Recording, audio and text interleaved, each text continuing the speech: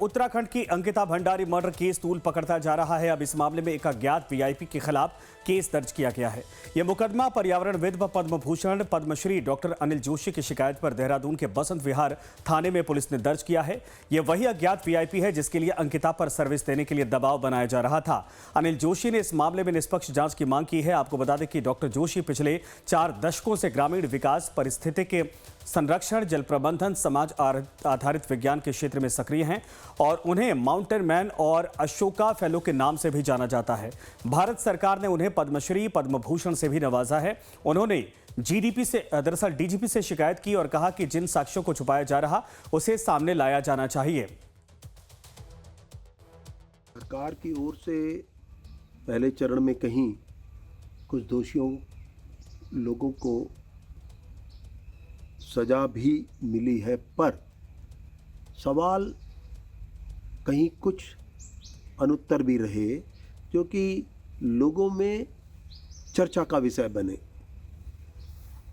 ख़ास तौर से सोशल साइट्स में कई तरह के बातचीत और इस तरह दर्शाने की भी कोशिश हुई है कि अभी भी कुछ अज्ञात लोग ख़ास तौर से वीवीआईपी के नाम से चर्चा का हिस्सा बने हुए हैं। और इस मामले पर राजनीति भी खूब हो रही है। कांग्रेस की महिला नेता अलका लांबा ने बयान देते हुए कहा कि जांच इस पर फोकस होना चाहिए कि ये वीआईपी आखिर कौन है।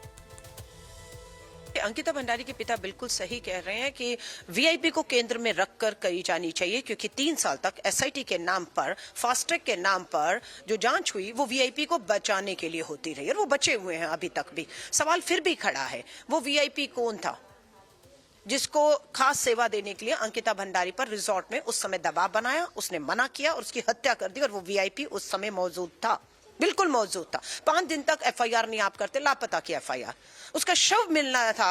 ये आपको कैसे पता था कि आपने बुलडोजर चला दिया? किसी के लापता होने पर तो कोई बुलडोजर नहीं चलाता है ना। पता था कि ये खेल हुआ है वहां पर, और शव अगले दिन ही कुछ घंटों में मिल भी गया था और बुलडोजर चलाया। बुलडोजर किसने चलाया? भाजपा की विधायक रेणु बिष्ट ने चलाया और सारे सबूतों को नष्ट कर दिया।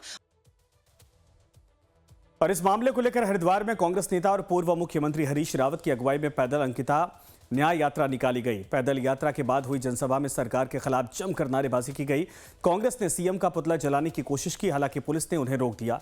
इस दौरान धक्का मुक्की हुई। हरीश रावत ने कहा कि बेटी को न्याय दिलाने के लिए कांग्रेस लगातार संघर्ष कर रही है। हमने हमेशा से मांग की है कि सुप्रीम कोर्ट के पूर्व जज की अगुवाई में सीबीआई की जांच करवाई जाए। इसके बिना कोई जांच अधूरी है।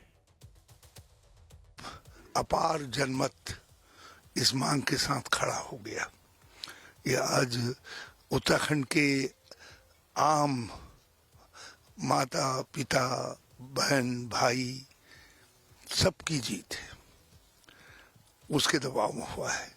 लेकिन ये अभी अधूरा है, इससे कोई मकसद हल नहीं होने जा रहा है।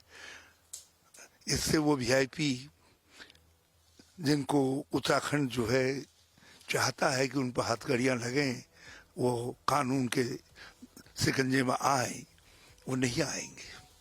वो तभी आएंगे जब सुप्रीम कोर्ट के सिटिंग जज की अध्यक्षता में ये जांच होगी, और उससे पहले